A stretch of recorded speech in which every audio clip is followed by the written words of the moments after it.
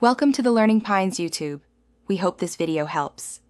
You start by creating the place and organizing assets so your work scales. First, add an island, water, and simple shelter models, then make folders for assets and scripts. Create remote events named Start Disaster, Player Safe, and Spawn Debris so the server and clients communicate cleanly.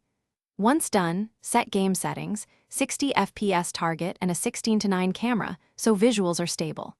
Make a script and local script pair now. The script will manage disasters, while the local script handles client effects and UI. Now you implement the core mechanics. On the server script, build a timeline that increases intensity over time and controls spawn rates.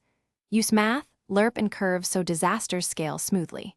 Trigger spawn debris via remote events, give debris assembly linear velocity, and assign collision groups to avoid unwanted behavior.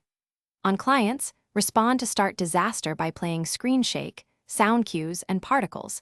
This keeps latency low and visuals consistent. Make sure to include player damage checks and define safe zones for predictable gameplay. Finish by polishing UI and optimization.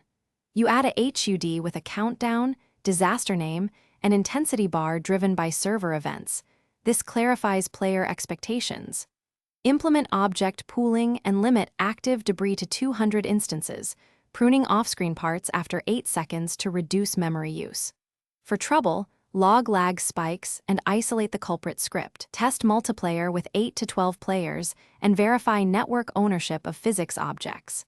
If collisions act weird, reassign collision groups and check replication timing. Fixes most issues. Thanks for watching. Consider subscribing if we helped you.